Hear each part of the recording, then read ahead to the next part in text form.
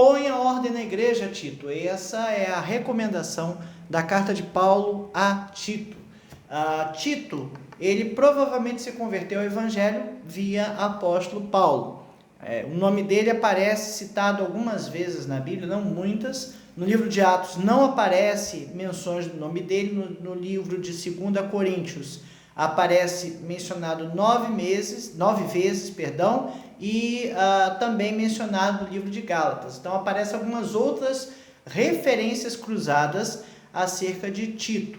Tito participou na segunda viagem missionária junto com Paulo e Barnabé. Então havia já um entrosamento maior entre Paulo e Tito. Sabe, quando você passa um tempo realizando uma atividade juntos, você fica mais íntimo da pessoa, você troca experiências, você fica com mais liberdade para compartilhar, corrigir, dar ideias, aconselhar, né? Não vamos chamar de corrigir, vamos chamar de aconselhar, né? E provavelmente foi Tito que levou a carta corretiva de segunda para a igreja de Coríntios, a segunda carta aos Coríntios, né? 2 Coríntios 8, 6 e versículos 16 a 17 falam a respeito disso. 2 Coríntios 8, versículo 6, diz assim: e o que nos levou a recomendar a Tito que, como começou, assim também complete esta graça entre vós.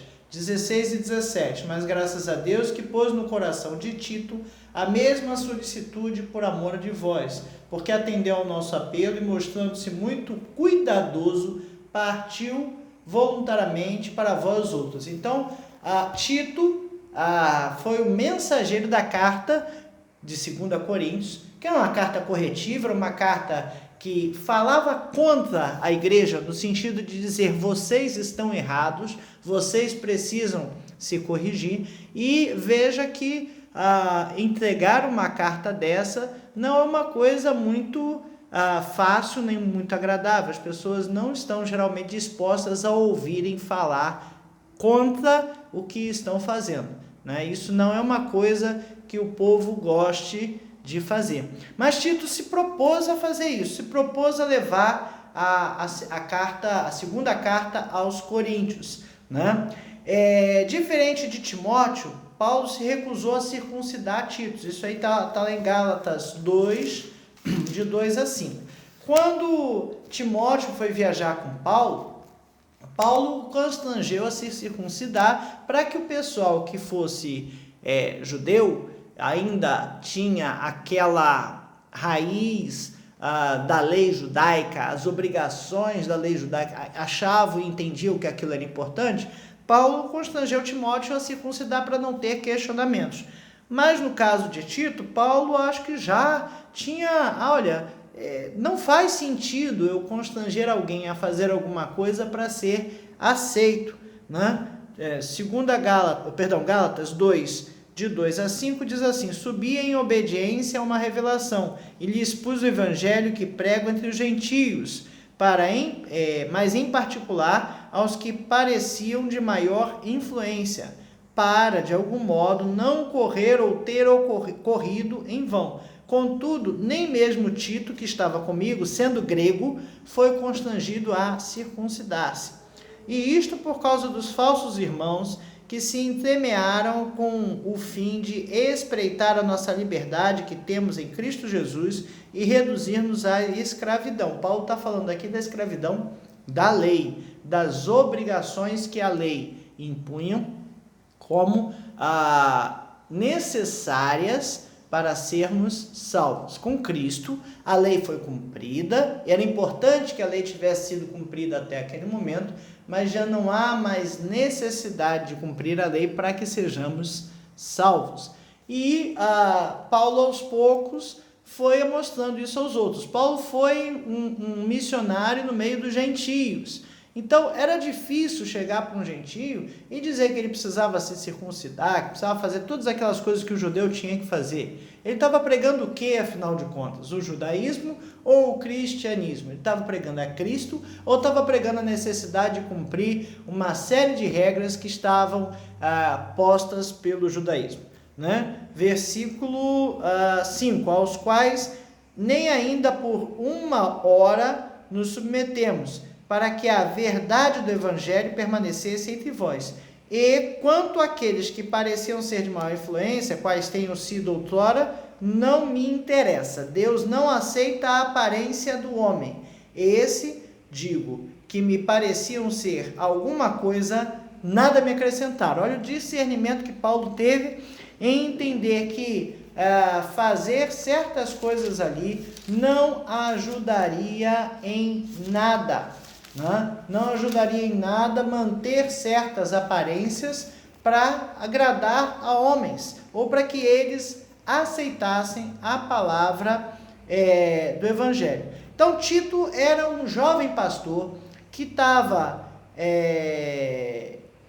representante de Paulo na ilha de Creta e na província da Dalmácia. Dê uma olhada no mapa, as duas coisas não são muito perto, não. Então, provavelmente o bichinho tinha que ficar viajando entre duas localidades, bota uns 200, talvez, quilômetros de distância. Não dava, naquela época não tinha carro para fazer isso, ir na sexta, voltar na segunda, né? Então, provavelmente ele viajava bastante entre essas duas localidades. 2 Timóteo 4,10 expressa para a gente essa coisa. Olha, porque Demas, tendo amado o presente século, me abandonou e se foi para Tessalônica. Crescente foi para a Galácia, Tito para a Dalmácia. Então, Tito ficou também como representante na Dalmácia. Ele acompanhou Paulo em Creta e ficou ali para confirmar a estruturação da igreja. Era necessário que a igreja fosse estruturada. A gente começa a implantar uma igreja pregando o evangelho, fazendo um ponto de pregação na casa de um irmão, né? Trazendo as boas novas de salvação naquela localidade, mas é necessário que a igreja seja organizada. A gente chama de organizar a igreja justamente isso, ter vários membros, depois de pregar o evangelho por um tempo, ter conversões e batismos, e aí a gente já consegue colocar uma diretoria e atender as diversas áreas e as diversas pessoas nas suas necessidades, faixas etárias e particularidades. Atender não é no sentido de clientela, não é no sentido de fazer o que as pessoas querem, mas fazer com que a mensagem chegue a elas de uma forma que elas consigam entender, que seja digerível, seja palatável a mensagem, não gostosa, mas que elas consigam entender o que precisa ser feito. E isso a gente chama de estruturar a igreja, né? A situação ali na ilha de Creta estava muito difícil, vários falsos mestres estavam aparecendo, havia pregação de tudo quanto é tipo de evangelho, no sentido de entender que várias pessoas estavam pregando coisas diferentes, que não são o evangelho, e estavam tendo seguidores, estavam tendo pessoas que olhavam aquelas coisas e entendiam e aceitavam e achavam bom, quando não era a sã doutrina. Tito 1,5, Paulo fala assim: por esta causa te deixei em Creta, para que pusesses ordem em coisas restantes, bem como em cada cidade constituísses presbíteros, conforme te prescrevi. Paulo queria que Tito não só organizasse as igrejas, mas ordenasse pastores, por assim dizer, colocasse lideranças, pessoas em condições de pregar o evangelho à frente dessas igrejas, desse uma supervisão, um suporte para essas pessoas. Para Paulo confiar isso a Tito, Paulo está entendendo que Tito tem condições de cumprir essa missão.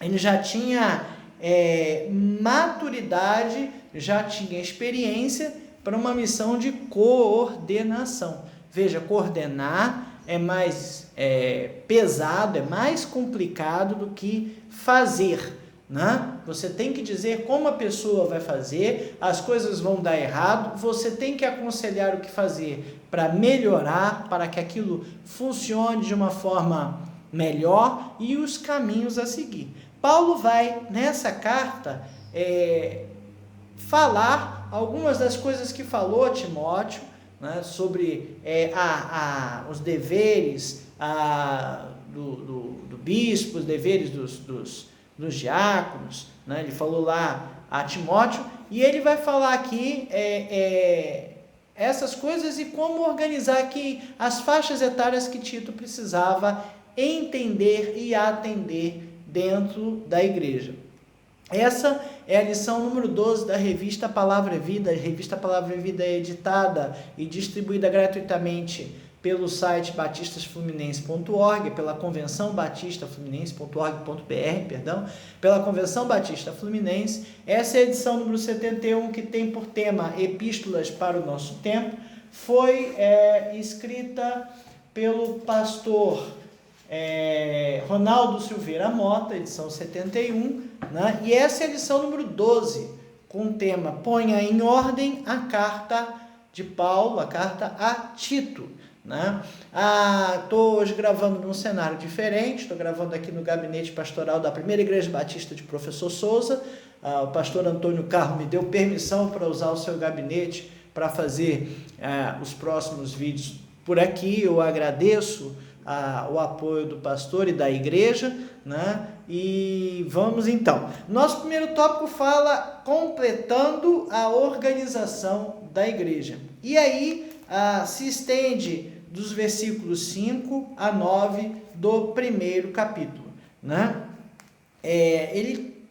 Tito é convocado para realizar um trabalho em Creta, e ele tem uma missão bem específica, né? Ele tem por obrigação colocar ordem, unificar os crentes, dar, a gente chama de ordem unida, né? Colocar todo mundo do mesmo jeito. Ele diz assim, versículo 5, por essa causa te deixei em Creta, para que pusesses em ordem as coisas restantes, bem como em cada cidade constituísses presbíteros, conforme te prescrevi. Alguém que seja irrepreensível, marido de uma só mulher, que tenha filhos crentes, que não são acusados de dissolução, nem são insubordinados, porque é indispensável que o bispo seja irrepreensível, como despenseiro de Deus, não arrogante, não irascível, não dado ao vinho, não violento, não cobiçoso, de torpe ganância.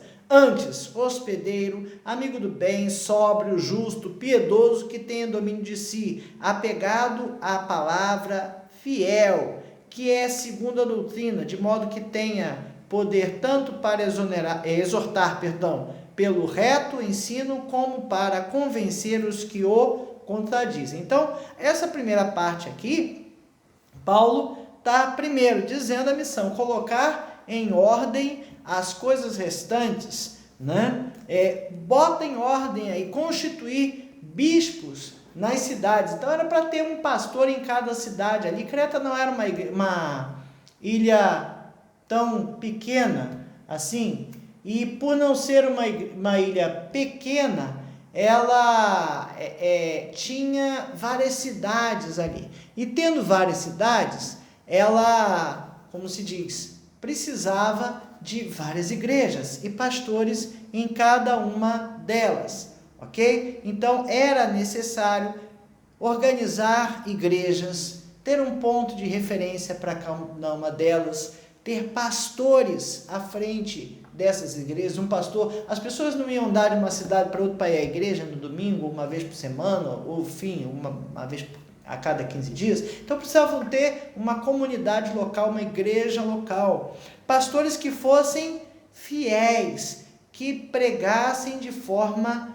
fiel a palavra. E aí ele coloca aqui as mesmas orientações que foram dadas a Timóteo, as qualidades, o caráter necessário para o pastor. Ele fala aqui no versículo 6, numa outra linguagem: irrepreensível, marido de uma só mulher, que tenha filhos crentes, que não são acusados de dissolução, nem são insubordinados. Irrepreensível, que tem uma conduta exemplar.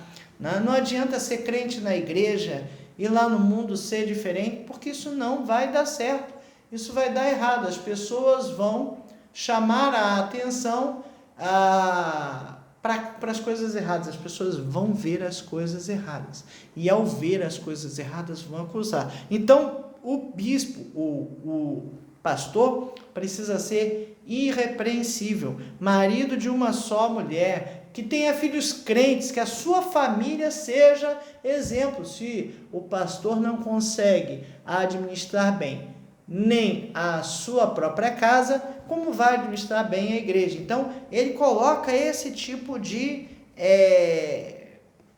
caráter, né? Tem que ter essa qualificação, né? Que não tenham filhos acusados de dissolução, ou seja, filhos que vivam brigando entre si. Isso não é uma coisa que possa ser, como se diz, admissível. Olha, e fala aqui, não arrogante, não irascível, que não se ire, não dado ao vinho, nem violento, nem cobiçoso de torpe ganância, né?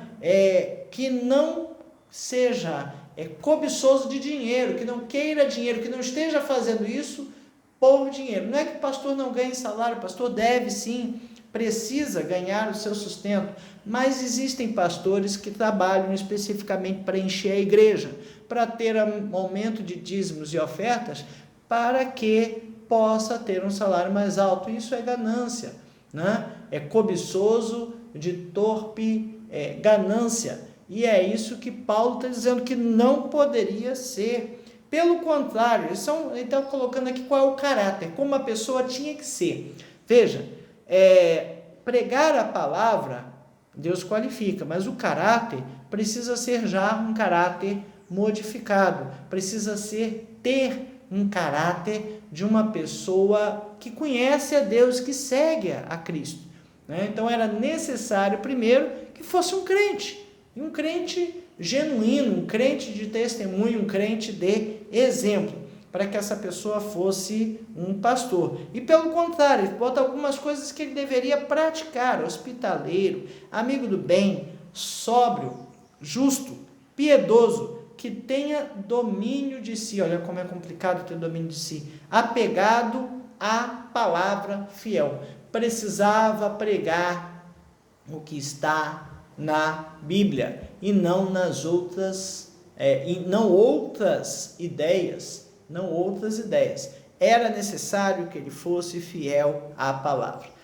Se você coloca um pregador que está pregando novidades, ele vai espalhar coisas diferentes. E a palavra de Deus, aquela que permanece para sempre, vai ser pregada de forma errada. Então, não é essas pessoas a quem a gente deve dar crédito, não é essas pessoas que a gente deve colocar à frente de nossas igrejas. Então, Paulo é bem específico aqui. De novo, ele fala das características dos líderes que Tito deveria colocar à frente das igrejas nas cidades, para pregar o evangelho, para fazer a vontade de Deus. Ok? Então, essa é a primeira partezinha aqui da carta. A segunda parte, ele vem falar de falsos mestres e falsas doutrinas. Isso estava aparecendo direto na ilha de Creta. E aparece direto nos nossos dias, né? A gente pode aí ligar, antes a gente falava ligar a televisão, agora a gente fala de procurar no YouTube pregações, e nessas pregações que a gente procura no YouTube, a gente acha mais variado tipo de coisa feita para satisfazer a vontade popular. E aí, no meio disso, aparecem heresias, aparecem coisas que não são de Deus, coisas que não foi aquilo que Deus ensinou, que Cristo ensinou, não era aquilo que deveria ser feito. E mal as congregações ali da ilha de Creta tiveram tempo para se organizar, já estava acontecendo isso. Veja que esse problema não é um problema novo. O problema da gente ouvir gente dizendo que tem que atualizar a Bíblia, que não dá para ler a Bíblia ao pé da letra, ou então aparecendo com coisas, com poderes milagrosos, isso em igrejas evangélicas, né? Que é bruxaria. A gente acha que isso é novo, mas isso já é muito velho. Isso já acontecia lá no tempo de Paulo. Paulo viveu no primeiro século, a gente está falando até o ano 100 depois de Cristo, né? E a coisa já estava complicada naquele tempo. Isso aconteceu por quê? Porque as pessoas que estavam naquele tempo são as mesmas, tinham mesma formação das pessoas desse tempo. É o homem que carrega consigo o pecado original, né? E o pecado original faz com que a gente erre, faz com que a gente peque e faz com que a gente ache gostoso, satisfatório, bom ir atrás destas coisas que não vêm de Deus. Então, era necessário Tito, confrontar as heresias. Tem 2 textos aqui, o primeiro do versículo 10 ao 16 do primeiro capítulo, que diz assim: porque existem muitos insubordinados. Insubordinado é aquela pessoa que não se subordina. A gente tem que ser subordinado, sim, às autoridades. Nós temos que nos subordinar à lei, nos subordinar às autoridades constituídas e às autoridades eclesiásticas constituídas na igreja também. Há que se ter subordinação para que se tenha organização. Eu não posso sair na igreja fazendo o que eu quero.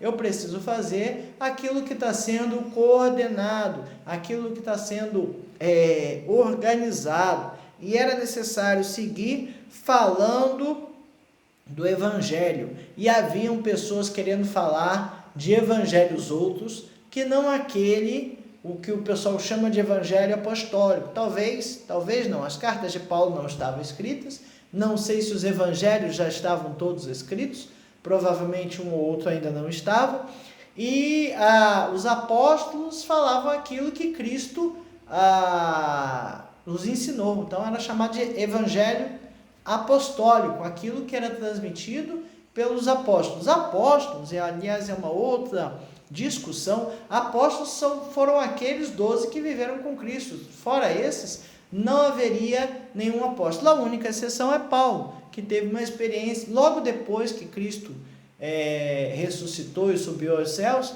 Paulo teve uma experiência e por isso ele é considerado também apóstolo, tá? Então, ele disse, porque existem muitos insubordinados, parladores, frívolos e enganadores, pessoas com boa oratória, que falam discursos bonitos, discursos que agradam, discursos envolventes, mas que não tem nenhum conteúdo, né? Enganadores, e ainda falam mentiras, especialmente os da circuncisão. Então ele está falando aqui de pessoas que mantinham e levavam à frente uma pregação que dizia que era necessário que as pessoas se circuncidassem, né? Havia urgência em nomear esses líderes com esse caráter descrito para que a coisa não se perdesse, né? A expressão insubordinados, a atitude de desrespeito à autoridade da igreja constituída por Cristo, né? Não podia deixar essas coisas irem à frente. Os da circuncisão, aqueles que pregavam que não podia continuar comendo a carne XYZ que estava prevista na lei, que tinha que sacrificar, que tinha que circuncidar, que tinha que cumprir todas aquelas coisas que estavam na lei, né? Eles não tinham conteúdo de veracidade, né? E aí Paulo continua aqui, é preciso fazê-los calar, porque andam pervertendo casas inteiras, ensinando o que não se deve por torpe ganância. Ele ensinava o que o povo queria ouvir e era necessário que Tito os fizesse fazer calar. Não fazer calar matando, enfim, era necessário fazer calar colocando líderes que levassem a igreja à frente, que levassem a igreja à frente. Foi isso, foi mesmo. Dentre eles, um seu profeta que disse: cretenses, sempre mentirosos, feras terríveis, ventres preguiçosos, tal testemunho exato. Portanto, repreende-os severamente para que sejam sadios à fé e não se ocupem com fábulas judaicas, histórias, que era necessário fazer coisas desta natureza, né? Eles estavam causando divisão, né? Ensinando heresias, estavam fazendo com que casas inteiras se perdessem, né? Não se ocupem com fábulas judaicas, nem com mandamentos de homens desviados da verdade. Olha, os 10 mandamentos continuam valendo, perdão. O que estava lá representava uma forma do caráter de Deus, o que ele gostaria que a gente fizesse ou não. Claro que ele continua querendo que a gente não mate, não roube, não cobice, mas tudo se resumiu no amor, né? Então, ali os 10 mandamentos, o núcleo principal ali continua valendo, mas havia outras regras que eram necessárias, que eram colocadas para que o povo que saiu do exílio lá do Egito, né, que era escravo no Egito e saiu para o deserto, precisava cumprir algumas coisas para organizar, né? E aí tinha-se a lei, mas a lei já era vencida, no sentido de que Cristo veio, cumpriu a lei e ele trouxe para nós uma nova aliança, né? Não se ocupe de fábulas judaicas, nem de mandamentos de homens desviados da verdade. Pessoas que diziam que tinham que fazer ou deixar de fazer alguma coisa, mas que não estavam falando nada de verdade. Todas as coisas são puras para os puros, todavia, para os impuros, descrentes, nada é puro. Ele está falando de comer carne do animal da pata rachada e coisas dessa natureza. Porque tanto a mente como a consciência deles estão corrompidas. No tocante a Deus, professam conhecê-lo, entretanto negam por suas obras. É por isso que são abomináveis, desobedientes e reprovados para toda boa obra. Então Paulo está dizendo aqui, condenando veementemente essas pessoas que estavam pregando fábulas no meio dos judeus. E aí, lá para o capítulo 3, do 9 ao 11, ele continua: obediente às autoridades, a salvação pela graça e as boas obras. Do 9 ao 11 diz assim: evita discussões insensatas, genealogias, contendas e debates sobre a lei, porque não têm utilidade e são fúteis. Veja, é interessante a gente conhecer e estudar a Bíblia mais profundamente? É interessante, ok? Você, tendo interesse e tempo e disposição, é bom dissecar os textos bíblicos, é bom entender as discussões que aparecem por aí. Mas muitas dessas discussões, se levadas para o púlpito, se levadas para a pregação, se tornam infrutíferas, não vão levar a população a lugar nenhum, né? Se você é arminiano ou se você é calvinista, ora, importa seguir a Cristo, importa seguir a Bíblia, importa fazer a vontade de Cristo. Então, evita esse tipo de discussão, Tito. Ele está falando ali, evita discussões insensatas, né? Genealogias, genealogia era importante aqui para dizer que Cristo era o rei dos judeus, né? Era o rei prometido por Deus. Contendas e debates sobre a lei, porque não têm utilidade e são fúteis. Evita o homem faccioso. Sabe quando a gente vê uma coisa que aparece, uma discussão que aparece na igreja, e aquela discussão, digamos assim, não está totalmente escrito aqui na Bíblia, né? Vou dar um exemplo. Crente pode beber ou crente não pode beber? Crente pode fazer tatuagem ou crente não pode fazer tatuagem? São coisas que a gente, talvez os mais maduros, não vão fazer. Vão entender que talvez não há nem proibição, mas não vai acrescentar em nada, não vai me trazer nada de bom. Mas aí a gente vai levantar isso, uma discussão no meio do seio da igreja, para quê? Vai ser faccioso, você vai dividir a igreja sem necessidade, vai dividir a igreja sobre um assunto que não é importante a ponto de dividir a igreja, ok? Então a gente precisa ter cuidado com isso. Pessoas que buscam grandes discussões a respeito de coisas teológicas, talvez teologicamente são bem importantes mesmo, a gente ter a noção das coisas, como fazer ou não fazer, né? Agora, tem certas discussões que realmente elas contrariam a Bíblia, e aí não tem jeito, né? A gente não pode deixar essas coisas irem à frente, né? As heresias não podem ir à frente, mas ao homem, olha lá, evita, versículo 10, capítulo 3, evita o homem faccioso, depois de admoestá-lo, primeira e segunda vez. Então, admoesta, fala, isso aí está errado, a gente não deve levantar essa discussão.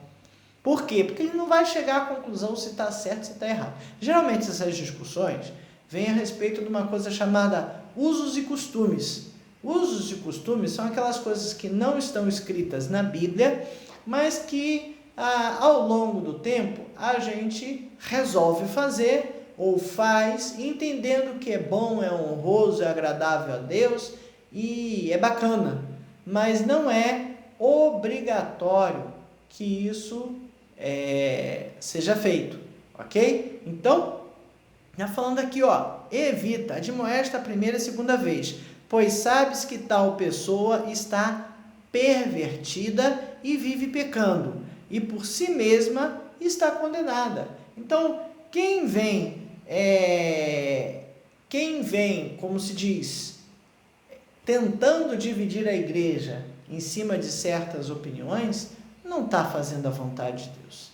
Não está fazendo a vontade de Deus. Está buscando o racha, está buscando dividir a igreja, e isso não é de Deus, sabe? Por mais que a gente tenha discussões complicadas nas nossas igrejas, algumas às vezes administrativas, outras de movimentos e coisas que acontecem por aí, deve fazer ou não deve fazer, algumas discussões dessas são muito complicadas, mas a gente não pode deixar que isso divida a igreja. No final, a gente tem que chegar num acordo, tem que chegar num consenso, ou pelo menos assim, olha, tudo bem, é duvidoso, e aí como Paulo fala, se comer carne vai escandalizar teu irmão, então não come. Simples, é amor. Mas eu tenho direito de comer. Claro que tem, mas eu estou falando que se comer carne vai escandalizar teu irmão, não coma em amor a ele, né? Então, a gente precisa ter amor. O conselho para Tito é que ele não seja precipitado. Evita o homem faccioso depois de admoestá-lo a primeira e a segunda vez, né? Advertiu? Evita, né? Não dá margem para que esse camarada divida a igreja. A gente não pode deixar que a igreja de Deus, a igreja de Cristo, seja dividida. Ela não é minha nem sua, é de Cristo, ok? Opiniões vão aparecer, as opiniões podem ser contrárias, podem, só não podem contrariar a Bíblia. Se estiver contrariando a Bíblia aí, lamentavelmente a gente volta para os falsos mestres, heresias, e a gente tem que ir rachando em cima para não deixar que as coisas sigam por um caminho de heresia. O terceiro tópico da nossa lição vai falar de instruindo sobre a conduta cristã. Paulo fala em suas cartas e fala também para Tito, várias vezes ele usa um termo dizendo assim, ó, sã doutrina, mantém, ensina a sã doutrina. É necessário falar, é necessário pregar a sã doutrina. Quando a gente começa a ter coisas que não estão escritas completamente dentro da Bíblia, então, cuidado, não entra para esse caminho, porque ele não vai levar a lugar nenhum. Tito 2:1 fala assim, tu, porém, fala o que convém à sã doutrina. Fala o que está na sã doutrina. Não sai muito disso não, ok? Ele precisa ter um jeito de ensinar a sã doutrina, ensinar a palavra, e aí Paulo aplica a palavra a várias faixas etárias, né? Fiel é esta palavra, Tito 3:8, fiel é esta palavra, e quero que no tocante a estas coisas, faças a afirmação confiadamente, para que os que têm crido em Deus sejam solícitos na prática de boas obras. Essas coisas são excelentes e proveitosas aos homens. Então está falando ali que aqueles que confiam e acreditam em Deus sejam solícitos na prática de boas obras. Praticar boa obra não é o que vai me dar a salvação. A gente sabe que a boa obra não salva. Existem algumas linhas religiosas que entendem que a boa obra é necessária para que a pessoa se torne uma pessoa melhor e seja salva. Nós entendemos que a boa obra não salva. É isso que está escrito na Bíblia, é isso que Cristo falou. A boa obra é consequência do amor a Cristo. Eu uso sempre um exemplo, né? Eu era um pouco criticado, mas não me arrependo de ter feito e vou continuar a fazer. Eu dizia para minha filha assim, eu não quero que você seja a primeira colocada da escola, eu só quero que você tire 10 em tudo. Aí o pessoal, falei isso até domingo passado, o pessoal riu, né? Eu quero que você tire 10 em tudo. Poxa, mas se você tirar 10, minha filha, se eu tirar 10 em tudo, eu vou ser a primeira colocada? Sim, mas vai ser uma consequência, não um objetivo. Se você tirar 10 em tudo, primeiro você está demonstrando que você aprendeu e absorveu o conhecimento máximo possível.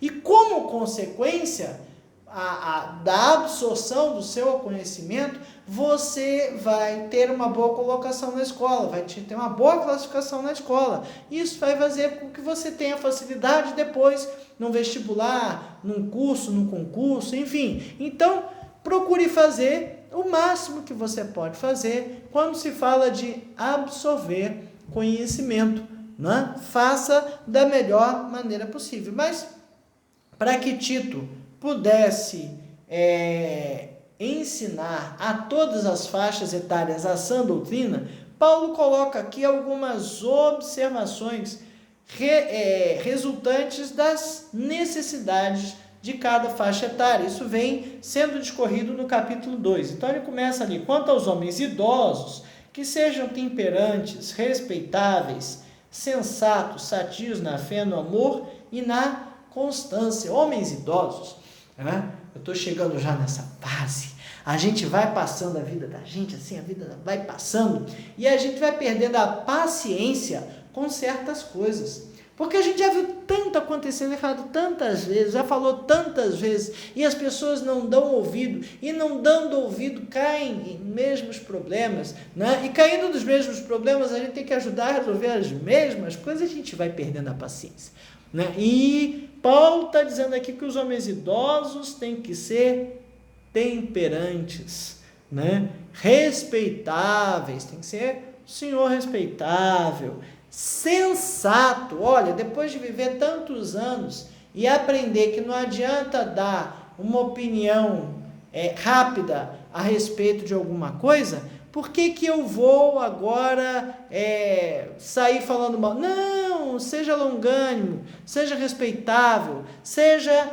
temperante, sadio na fé, no amor e na constância, sejam constantes. Os idosos precisam ter aquela postura de, apesar das dificuldades, né, e dos desencorajamentos da idade, eles têm que ser aquelas pessoas que dão exemplo de virtude na igreja, que na hora da discussão vai apaziguar, não vai jogar álcool para apagar o fogo, vai jogar água, né? Vai chamar para orar, o negócio está pegando fogo, vamos orar, vamos falar com o irmão, vamos conversar, vamos entrar num acordo, né? Os idosos precisam ser assim. Aí vem o versículo 3, quantas mulheres idosas, semelhantemente, que sejam sérias em seu proceder, não caluniadoras, não escravizadas, não escravizadas a muito vinho, que sejam mestras do bem, a fim de instruírem as mais recém-casadas a amarem ao marido e aos seus filhos. Então, está dizendo que as mulheres mais idosas precisavam não serem caluniadoras, né? Saber o que falar e o que não falar. Às vezes a gente ouve falar mal de alguém, né? Aí dá uma vontade, eu disse que fulano não podia fazer isso, eu disse que ciclano não era para fazer aquilo, mas viu como é que é? Não me dá ouvido, não faz o que eu falei, olha só. Mas as mulheres não poderiam ser assim, elas tinham que ser mestras do bem, não podiam ser dadas à embriaguez, né? Elas precisavam se colocar em uma postura de aconselhadora das mais velhas, sabe? Às vezes a gente é procurado na igreja por irmãos que nos veem como pessoas com as quais elas podem se abrir o coração, às vezes até reclamar do pastor, de um diácono, de alguma coisa da liderança, e a gente precisa ser equilibrado. Olha, conversa com o pastor, olha, conversa assim, vamos orar pela irmã, então só ouvir e orar, né? Não botar a lenha na fogueira, não tentar apagar o fogo com álcool, não é isso, não pode ser assim, tem que ser exemplo. Para quê? Para as mais jovens, aí volta o capítulo 4 e 5, a fim de instruírem as jovens recém-casadas a amarem ao marido e aos seus filhos, a serem sensatas, honestas, boas donas de casa, bondosas, sujeitas ao marido, para que a palavra de Deus não seja difamada. As mulheres naquela época, de fato, ficavam dentro de casa e cuidavam das coisas de casa, elas não andavam aleatoriamente na rua, era o costume da época, né? E as mais velhas precisavam ensinar isso às mais novas, né? Amarem o marido dos seus filhos, serem sensatas, honestas, bondosas, sujeitas aos maridos. Ele está falando aqui, tem uma expressão aqui, eu perdi, castas, moderadas, né? Está falando das virtudes da mulher ali, né? Serem recatadas, né? Conservarem em casa, né? Serem bondosas, simpáticas com os seus familiares, com os da casa, né?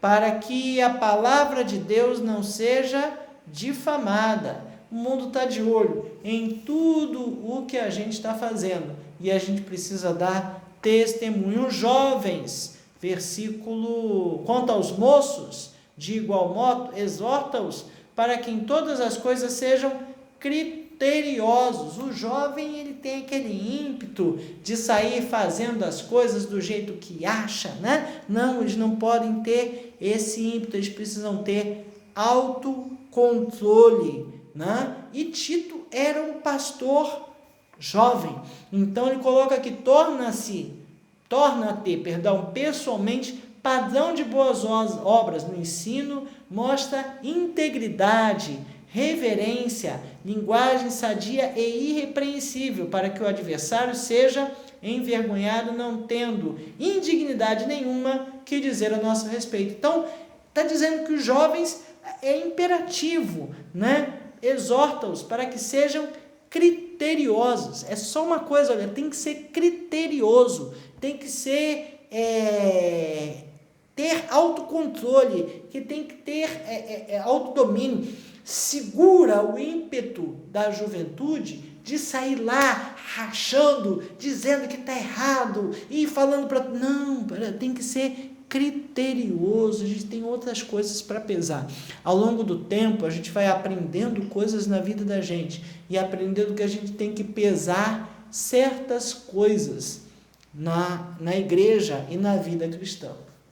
E o Tito, pastor Tito, ele era um jovem, né? Ele era um jovem e ele precisava ser um exemplo, principalmente para os jovens. Torna-te pessoalmente padrão de boas obras. No ensino, mostra integridade, reverência, linguagem sadia e irrepreensível, para que o adversário seja envergonhado. Olha só, é necessário que a gente faça essas coisas para que o nosso inimigo, o inimigo de nossas almas, não ganhe terreno. Se eu deixo os facciosos irem à frente, o inimigo vai dividir a igreja, dividindo fica mais fácil de levá-la para a perdição. Nós não podemos deixar o inimigo dividir a igreja, todos nós temos que estar unidos, e estar unidos em amor significa abrir mão das coisas que eu penso,